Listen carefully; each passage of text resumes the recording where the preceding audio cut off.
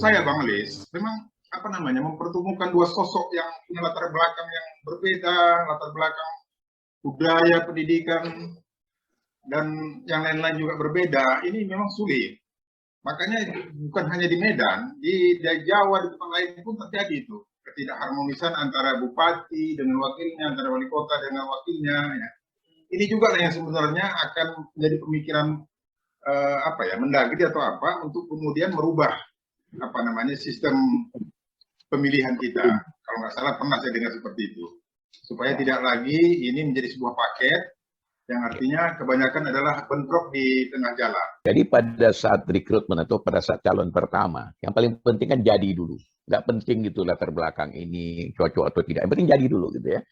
Nah pada saat jadi, karena populisnya itu, elektabilitasnya tinggi.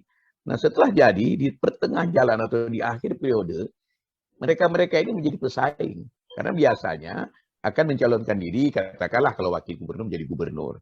Nah, di situ pun sudah mulai terjadi ketidaksepahaman di dalam program untuk menjalankan aktivitas. Itu satu. Kemudian kedua, itu kan kalau misalnya antara pimpinan dan bawahan itu juga nggak jelas.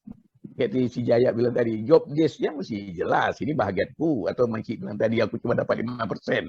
Mesti jelas juga apa. Supaya apa? Penampilan itu kan menentukan juga tentang popularitas seseorang. Kalau dia ingin maju nanti ke depannya. Makanya sering pecah kongsi itu kan mau di akhir periode.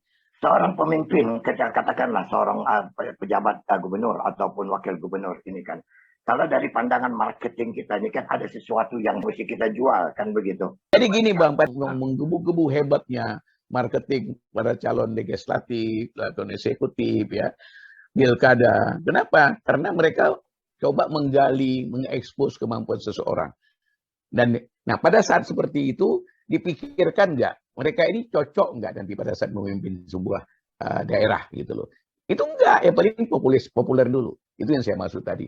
Nah itu kan terus di pengalamannya bagaimana begini. Akhirnya apa? Pada saat dia menjalankan itu, yang tadi saya bilang, yang tadi Nian juga katakan, latar belakang itu menjadi penting pada saat dia memimpin.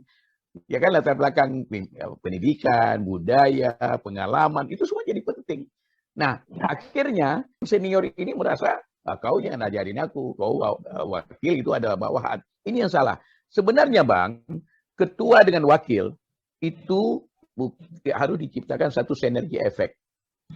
Jadi bukan malah berebut. Sinergi efek apa? 1+1 jadi 3 gitu. Kalau ini saya bilang 1+1 tetap 1. Dari pandangan mana ya? Jadi kalau dikatakan oleh Idrus tadi sinergi efek ya, itu yang memang semua diharapkan. Masyarakat tuh kan akan mengharapkan demikian juga ya, agar bisa memajukan daerahnya kan begitu kan. Tapi kenyataannya, ini gini Bang Jalis, ya. saya sependapat dengan Bung Nian tadi katakan, bahwasanya kalau kita lihat sistem kepemimpinan kita ini sekarang, itu dibuat sebuah sistem, dibuat sebuah undang-undang dalam situasi dan kondisi euforia politik pasca reformasi tersebut. Di dalam tradisi sejarah di kepemimpinan pemerintahan di Indonesia ini, selain daripada presiden, ya saya belum itu ada presiden dan wakil presiden. Di luar itu gubernur tak pernah punya wakil, wali kota pun nggak pernah punya wakil. Tetapi itu yang saya katakan, euforia politik, ya siapa yang bilang bahwasanya kita banyak politikus setelah reformasi itu? Nggak ada petualang-petualang politik yang bagus, sehingga mereka itu buat sistem untuk jabatan politis bagi mereka itu. Dari struktur gubernur, bupati, wali kota, ada wakil dan ada wali kota, bupati dan wakilnya. Ini kan mereka itu kan menciptakan peluang untuk jabatan politis untuk kepentingan mereka itu. Seharusnya sistem ini yang harus dirubah kembali oleh Menteri Dalam Negeri ke DPR supaya nggak perlu sebenarnya wakil itu. Di bawah wakil kan ada sekda. Artinya kepemimpinan itu kalau wali kota dan bupati serta gubernur terhalang, itu bisa dijalankan oleh sekmilda kok, sekretaris daerah. Itu yang harus diperbaikin sistem ini tadi, sehingga tidak terjadi seperti kalau di Medan kita lihat ya, mulai dari Abdillah antara wali kota dan wakilnya itu bertarung kan, akhirnya kan bisa kita lihat dua-dua ditangkap KPK. Masuk bagian lain pun begitu. Sampai sekarang pun begitu, isu-isu saya dengar pun antara gubernur dan wakilnya sekarang udah nggak sejalan. Wali kota dengan wakilnya pun tidak sejalan. Itu saya pikir manusiawi. Ini Bagaimana karena abang sebagai wakil, kalau merasa abang itu sebagai wakil tidak pernah dihargai oleh orang nomor satu? ya, Bung Bara, aku Ya. bisa menarik kan ini kan masalah karena sama-sama kita mempunyai pikiran yang sempit. Bicara tentang masalah sempit, aku teringat apa yang disampaikan oleh Hari. Bahwa sesuatu yang kita gunakan secara sempit bisa mengorbankan orang lain. Ya kan? Ya. Contohnya yang disampaikan oleh Hari tentang kawannya Semugam. Ya kan begitu? Hanya menggunakan celana dalam yang sempit, yang harusnya nomor 38 dipakai 34, harus membuang bijinya, kan begitu kan? Ini kan suatu pengorbanan yang besar, kan begitu. Ya. Jadi ini kita harusnya dalam bersikap ini kan harusnya kita mengharapkan sesuatu yang lapang, kan begitu. Hari, bagaimana Anda membayangkan bisa cara berpikir yang sempit ini? Contohnya aja, Anda kan sudah lama di Maroko kemarin itu. Dan Duta Besar Maroko sudah menceritakan tentu semuanya tentang upaya-upaya mereka melakukan untuk meningkatkan Sumatera Utara. Tapi karena ada pemikiran yang sempit dari para pejabat di sini, ini tak jadi. Apa yang sebenarnya bisa Anda tangkap di situ, Bung Ari? Bang, kalau aku lihat yang kita bicarakan ini sebenarnya ini menyangkut urusannya Bu Irna sama Ilmeda. Kenapa? Karena ini sifat manusia yang egonya terlampau besar dan kemudian dia ingin dipandang, ingin dianggap. Ini kan susahnya kan di situ penyakit kita. Kita itu merasa bahwa kita itu harus mengaktualisasi diri kita sehingga kita menjadi hebat. Semua orang merasa dia bisa, tapi belum tentu dia bisa. Jadi ego ini, yang bertarung ini ego, Bang. Ego sama ego. Ya, kalau kita lihat betapa manisnya dulu waktu kita menunggu bagaimana Gubernur Edi Rahmayadi berpasangan dengan Ijek sebagai wakil. Manis sekali hubungan itu. Tiba-tiba ini hari kita lihat kan sudah kayak perang badar istilah orang. Ya. Karena udah egonya udah masing-masing nih. Ini sekarang aku rasa itu nanti akan dijelaskan oleh Bu Irna atau Bu Elmaida. Ego itu bagaimana menundukkannya. Nah ini yang terjadi, Bang, juga pada diri kita. Banyak orang-orang yang dibilang tadi oleh Wara tadi sebagai politikus itu disebut sebagai petualang politik. Setelah itu juga terjadi. Kita kalau memilih orang, ya sekarang ini, kenapa kita lihat misalnya Jokowi cukup baik, Ahok cukup baik. Itu aku baru berpikir kemarin membaca satu tulisan mengatakan karena mereka itu tuh sudah jadi. Mereka tuh sudah selesai dengan urusan dirinya. Mereka sudah diakui. Dia tidak perlu mencari identitas. Kesalahan kita kan mencari identitas ini. Terus mencari identitas. Mau menonjolkan diri. Jadi ego nih, Bang. Yang berlaga ini ego. Ya sama lah dengan egonya Jaya. Yang begitu apakan ya begitu getolnya dia untuk mengapakan masalah banjirnya ini kan Jaya. Ya, itu termasuk ego nggak apa Jaya? Atau memang untuk kepentingan semua banyak orang? Ya, banjir saya tanyalah dulu Bang. Untuk siapa banjir itu diatasi? Untuk siapa banjir itu dijanjikan untuk diatasi? Ya. Di banjir dikatakan akan bebas banjir supaya dia diangkat orang.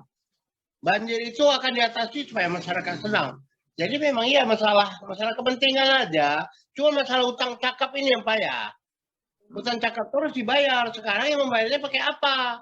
Oh, yang marah kau tuh karena dia bercakap begitu, gitu? Bukan bercakap, tapi tak jelas membayarnya pakai apa. Kan itu dia masalahnya. Makanya utang cakap. Utang cakap itu sampai mati tuh. Dibawa mati utang cakap. Itu dia tuh Bang. Ya udahlah kita nikmati aja lah. Saya aku berpikir udahlah nikmati aja sebagai warga Medan. Mau banjir situ banjir rame-rame kok. Cuma aku khawatirkan sebelum dia diangkat pejabatan dia bersumpah pakai Quran itu. Saya berjanji. Nah akan jujur. Sekarang jujur nggak dia? Tidak mementingkan siapapun. Jadi kembali ingatlah ke sumpah kita waktu sebelum memegang jabatan apa sumpah kita. Itu utang cakap itu bukan tanggung-tanggung. Utang cakap itu bukan sama manusia. Utang cakap itu sama Tuhan. Mampu nggak bayar? Jadi untuk yang akan datang cuma itu yang kuharapkan. Kalau mau berutang cakap ingat mampu nggak bayar. Itu aja. Kalau enggak ya dimaki orang juga. Dimaki orang sekampung bahaya tuh Bang. Dimaki orang rame-rame itu artinya mengganggu kepada keseimbangan metafisik. Keseimbangan metafisik ini luar biasa nih. Keseimbangan metafisik itu akan mengakibatkan kezaliman. Kezaliman itu akan dibalas Tuhan sama bencana lebih besar. Pikir itu, Bang. Tanyalah Ibu Irna atau Pak Michi, bagaimana utang cakap itu? Bagaimana sebenarnya kalau kita berjanji sama orang, tapi cakapnya nggak pernah kita janji itu nggak pernah kita penuhi, itu merusak apa yang dirusaknya? Kan gitu dia. Jadi kan Bang, kalau itu kan masalah integritas ya, jadi kesesuaian antara ucapan dengan pikiran, dengan perasaan gitu kan Bang. Ketika itu tidak terjadi, maka itu terjadilah disonansi gitu kan Bang. Jadi ada gap, nggak sesuai itu antara aspek kognitifnya, pikirannya, aspek afektifnya, perasaannya, dan aspek konatif perilakunya ya.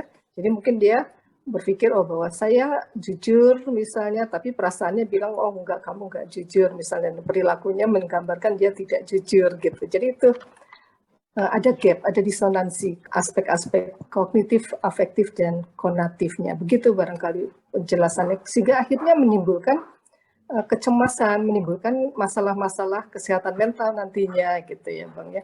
Jadi kalau orang-orang yang lurus, yang jujur, yang saleh biasanya semuanya itu sejalan gitu ya, makanya dia lebih tenang hidupnya. Kalau bicara tenang ya, Michi ya, jadi kan kita ini kan barangkali sudah akhir tahun ini sudah hampir setahun ini hasil pening kepala. Kita mau senang-senang lah dulu, mau menjelang akhir tahun ini kan begitu, ketawa-ketawa dulu kan. Gitu. Artinya kalau kami nih yang tua-tua nih, dengan keegoan kami, masih boleh nggak kami bercinta lagi?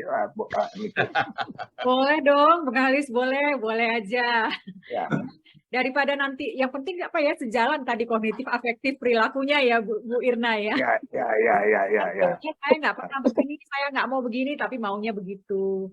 Jadi kan sakit ya, yang namanya dipendam-pendam, lain di mulut, lain di hati, sakit ya. Kembali lagi tadi menyoroti yang dikatakan Bu Irna tadi, ada orang yang mungkin Bang Jaya katakan tadi, bagaimana ada orang yang nggak merasa berdosa, biasa-biasa aja, itu kan mulut aja, semua orang bisa janji. Nanti yang penting usaha kita berapa ya, yang penting diusahakan. Walaupun usahanya hanya 10%, nggak masalah. Tapi ada orang yang sedemikiannya merasa sangat bertanggung jawab, sehingga nanti kalau dia gagal, dia menganggap tidak menepati janji. Mungkin seperti orang Jepang itu nanti sangat ini ya, sangat bertanggung jawabnya itu besar sekali nih. Kalau saya nggak mampu, nanti gimana? Saya lebih baik mundur. Kalau kita di sini kan harus diturunkan dulu baru mundur ya. Berhasil nggak berhasil, yang penting pertahankan posisi dulu. Jadi berbeda lagi. Michi, jadi kalau kita bicara tadi tentang masalah bagaimana kita bercinta tadi katakan ya, mencintailah katakan gitu. Apakah di antara orang-orang yang sekarang ini pengaruh daripada orang di sebelah-sebelahnya ini akan sangat pengaruh nggak? Ya bisa tidak ya. Jadi kadang-kadang kalau kita ingin bercinta tapi di lingkungan tadi nggak dibolehin nih kayaknya ya, misalnya ya yang lain-lain banyak yang untuk apa lagi, kita kan sudah ini udah ini mau tak mau keinginan itu ada tapi teredam ya, harus teredam juga. Nanti apa kata orang, kita kan hidup ya nggak sendiri di dunia. Mungkin kita masih mikirin budaya juga. Apalagi sih udah bau tanah, masih mau begini-begini, masih mau begini-begini. Padahal masih pingin loh. Dan mungkin kita tidak terlalu berani untuk mengatasi semuanya itu ya, untuk melawan semua itu. Daripada mungkin kalau kita hidup di dunia antah berantah yang cuman kita dan dia yang ada, nggak peduli kata orang, cuman sekedar baca aja komen-komen orang, netizen julid tadi nggak dipeduliin, ya itu lain lagi. Tapi tetap ada pengaruhnya. Tapi ada orang yang begitu terpengaruh dengan lingkungan, ada yang cuek aja, yang penting dia dan pasangannya bahagia. Bang Halis, Ya. aku pertanyaan abang tadi itu terusik aku. Maksudnya Ya memang, aku memang mau tiba-tiba kita terjun ke masalah cinta ini bersayap ini kata-kata Bang Halis. Ya, aku mau nyinggung kau lah itu kan begitu. Jadi kata Michi tadi mesti ada pendamping yang untuk yang apanya. Makanya aku coba mengangkat ini kan, menjelaskan bahwa memang perlunya seorang pendamping. Tapi pendamping juga sangat mempengaruhi kan begitu ya Michi. Bisa saja di antara pejabat-pejabat itu karena pendamping-pendamping ini yang mempengaruhinya. Kalau tak ya, itu dia. Nah. Jadi Bang ada satu ya, aku lihat mungkin Wara bisa juga lebih memperdalamnya. Begini, di Medan ini kan sifat-sifat yang negatif itu bisa menjadi positif. Misalnya tak mau kalah, itu bisa negatif, bisa positif. Tiba-tiba harus selalu didahulukan. Orang kadang-kadang tidak punya dia jiwa sebagai ketua, tetapi dia bayarin orang tiap di mana-mana. Jadi ketua dia langsung itu. Bukan karena prestasi, karena dia suka mentraktir saja atau royal. Itu yang sekarang digunakan orang. Ada duit. Semua jadi ketua dia langsung. Padahal entah apa yang pun dibikinnya di organisasinya kita nggak tahu. Wara, kalau kita Ya, Bang. lihat sekarang kan budaya, ya ini kalau boleh dikatakan kita memang harus menghormati para ibu-ibu. Tapi sekarang ibu-ibu sudah mengalahkan kita. Cuma perhatikan di kafe, di luar daripada waktu pada saat pertandingan sepak bola, itu diisi oleh para ibu-ibu. Budaya apa ini sekarang nih? Dengan alasan mau arisan, dengan alasan pengajian di kafe. Ini apa yang perubahan apa yang terjadi ini? Nah, itu bukan sesuatu yang negatif menurut saya, Bang. Itu yang gitu ya? positif. Ya, positif juga peralihan budaya itu. Jadi artinya begini, kalau kita telusuri pun budaya-budaya etnik, tradisi ke kafe, kalau sekitar tahun 60-an bagi kita itu kan kedai kopi. Kedai kopi enggak? Hah? Ya. Kemana-mana kita laki-laki ini minum kopi ke kedai kopi semua. Jadi semua isi kedai kopi itu adalah kaum pria. Kalaupun ada wanita, paling-paling dia pelayan tukang bikin kopi, istri pemilik kedai kopi. Lihat di budaya Mandailing, budaya Melayu, mana ada perempuan. Tetapi belakangan ini, ketika wajah-wajah kedai kopi itu diperbaharui, ya, disesuaikan dengan konteks perkembangan zaman. Jadi kaum wanita itu, anak-anak gadis, mahasiswa, ya, itu tidak malu lagi masuk ke kafe, tidak malu lagi masuk ke kedai kopi, dan ini tertular. Awalnya ini kalau saya cermati, kaum wanita ini masuk ke kafe, ke kedai kopi, ini di kampus-kampus, ya, nggak sungkan dan tidak enggan kaum wanita duduk dengan teman kuliahnya di kantin, minum, dan kemudian ini mereka ini ketika selesai kuliah, ini kan sudah kondusif bagi mereka, ini merupakan bagian daripada budaya yang melekat di dalam dirinya. Nah, ketika kedai-kedai, wajah-wajah kedai kopi itu berubah di luar, mereka itu tidak sungkan lagi masuk ke sana itu, sehingga nggak usah heran sekarang ini kalau kita lihat melintas di sebuah kafe, isi kafe itu semua wanita. Kemudian diperbaharui lagi dengan suasana-suasana yang rileks, seperti musik misalnya, ditambah dengan musik, sehingga ya muncul dia sebagai sebuah perilaku budaya yang baru.